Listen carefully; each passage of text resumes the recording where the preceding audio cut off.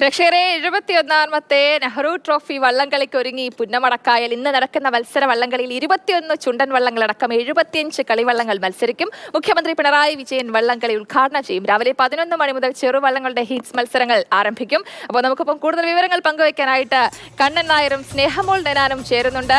കണ്ണൻ, ഇനി മണിക്കൂറുകൾ മാത്രമേ അവശേഷിക്കുന്നുള്ളൂ ഓളപ്പരപ്പിലെ ആ ഒരു ഒളിമ്പിക്സ് കാണാൻ വേണ്ടിയിട്ട്. കണ്ണന്റെ ആ തത്സമയ കമന്ററിക്ക് വേണ്ടിയിട്ട് ഞങ്ങൾ വെയിറ്റ് ചെയ്യാണ്. പറയൂ.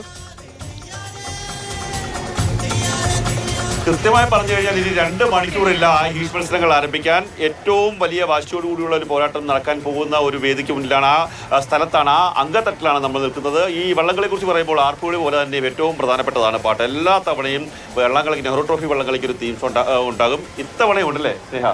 തീർച്ചയായും. അന്നേരം ആ തീം സോങ്ങിന്റെ ആൾക്കാരാണ് പരിചയപ്പെടുത്താം. പ്രത്യേകിച്ച് പരിചയപ്പെടുത്തേണ്ട ആവശ്യമില്ല. ആലപ്പുഴക്കാരനായിട്ടുള്ള എത്രയോ വർഷമായി ഈ രംഗത്ത് ഉള്ള ഗൗതം, അതുപോലെ നമ്മുടെ പ്രിയപ്പെട്ട പാട്ടുകാരി അമൃത, ഗാനരചിതാവ് അടക്കമുള്ള ആൾക്കാരുണ്ട്. എന്തായാലും ആ പാട്ടി നമുക്ക് തുടങ്ങാം.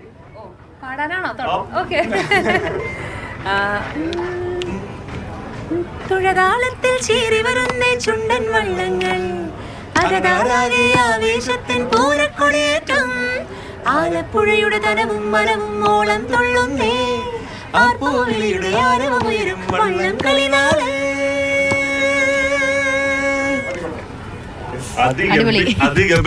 അതെ, തീർച്ചയായും. ഇപ്പോഴൊരു ആവേശം ഡബിളായി തന്നെ പറയേണ്ടിയിരിക്കുന്നു. എത്ര നാളായിട്ട് മേഖലയിലുണ്ട്? ഞാൻ ആദ്യമായിട്ട് ഒരു കമേഴ്ഷ്യൽ സോങ് ചെയ്യുന്നത് തന്നെ ഭക്തിഗാന ആൽബം ഒക്കെ അതിന് മുമ്പ് ചെയ്തിട്ടുണ്ട്. 2017 ആദ്യമായിട്ട് ചെയ്യുന്ന ജലകേളി എന്ന് പറഞ്ഞൊരു ആൽബമാണ് ആദ്യമായിട്ട് പരിചയമാണ്. അതെ അതെ. ഈ കുട്ടനാട്ടിലേക്ക് വന്നു, അല്ലെങ്കിൽ ഇവിടെ നമ്മുടെ പുന്നമടയിലേക്ക് വന്നു, ആദ്യമായിട്ടല്ലേ വള്ളംകളി കാണുന്നത്? എന്താ ഒരു ഇവിടുത്തെ ഒരു ആവേശം? ചേട്ടാ, വള്ളംകളി തുടങ്ങുന്നതിന് മുന്നേ ഇവിടെ മൊത്തത്തിൽ ഫുൾ ഓണാണ് എല്ലാവരും. അത് തന്നെ കാണാനൊരു രസമാണ്. ഇനിയിപ്പോ വള്ളംകളി തുടങ്ങുമ്പോ എന്താവുന്നുള്ളതൊരു ഐഡിയ ഇല്ല. ഒന്നും പറയാൻ പറ്റില്ല. ഈ 2 സൈഡിലും ഓരോ ഈ ഹൗസ് ബോട്ടൊക്കെ നിർത്തിയിട്ടില്ലേ, അതിന്റെ മുകളിലൊക്കെ ആൾക്കാർ കയറി ആർപ്പ് വിളിക്കുക. ചില ആൾക്കാർക്ക് നീന്താനോ ഒന്നും അറിയാൻ പറ്റാത്ത ആൾക്കാരായിരിക്കും. പക്ഷെ അവരെ എല്ലാം നേരെ കയറി മുകളിൽ പോയിന്ന് ആർപ്പ് വിളിക്കുന്ന ഒരു കാഴ്ച കാണാൻ പറ്റും. 11 മണിയാകുമ്പോൾ ഓളപ്പരപ്പുകൾക്ക് തീ പിടിക്കും. ആ കാഴ്ചയാണ്. ആ വള്ളംകളി കണ്ടിട്ടേ പോകുന്നുള്ളൂ. അതെ അതെ. ഞങ്ങള് പറഞ്ഞ വരി എന്താണ് എഴുതിയ അദ്ദേഹമാണ്. പറഞ്ഞ വരി ഉണ്ടല്ലോ, വെള്ളത്തിന് തീ പിടിക്കുമെന്ന് പറയുന്ന വരി അദ്ദേഹം പാട്ടിലുണ്ട്. ഇത് തോയെ തീയാളും അതിപോർമുഖം എന്ന് പാടിക്കൊണ്ടാണ് നമ്മൾ ഈ വള്ളംകളി ഇതിന്റെ തീം സോങ് സ്റ്റാർട്ട് ചെയ്യുന്നത്. ഇത് തോയെ, വെള്ളത്തിന് തീ പിടിക്കുന്ന ഒരു ബാറ്റിൽ ഫീൽഡാണിത് എന്നുള്ളത് ഈ വല്ലാത്തൊരു വികാരമാണ് കുട്ടനാട്ടുകാരനെ സംബന്ധിച്ച്, ആലപ്പുഴക്കാരനെ സംബന്ധിച്ച്. വള്ളംകളി എന്ന് പറയുന്നത് ഇപ്പോൾ ഇതാണ് വരുമെങ്കിൽ ഇത്രയൂടെ കഴിഞ്ഞാൽ ഇവിടെ ഓരോ അണുവിലും ആവേശമാണ്. അത്രയ്ക്ക് ഗംഭീരമാണ് വള്ളംകളി. ഇത് നമ്മുടെ ചേച്ചിമാരാണ്. ഇവർ സ്ഥിരം വഞ്ചിപ്പാട്ട് പാടുന്ന, ശാസ്ത്രീയമായിട്ട് പഠിച്ചിട്ടൊന്നും ഇല്ലെങ്കിൽ പോലും ഗംഭീരമായിട്ട് പാടുന്ന ആൾക്കാരാണ്. ഒരു ഗായിക സംഘവും തമ്മിൽ പരിചയപ്പെടും. ഗംഭീരമായിട്ട് തുടങ്ങിയാലോ? അവര് ചെറിയൊരു സെറ്റപ്പിന് സമയമുണ്ടല്ലേ, ആ സമയത്ത് തന്നെ സംസാരിക്കാമല്ലോ.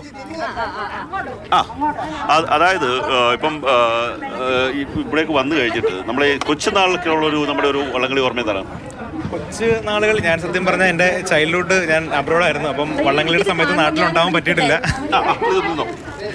അപ്പോൾ ഞാൻ വള്ളംകളിയുടെ സമയത്ത് നാട്ടിൽ ഇല്ലായിരുന്നു. പക്ഷേ ഈ ടി വിയിലും പിന്നെ നമ്മുടെ ഫാമിലിയുള്ളവർ പറഞ്ഞിട്ടുള്ള അറിവും എല്ലാം നല്ല നല്ല ഓർമ്മകളാണ്.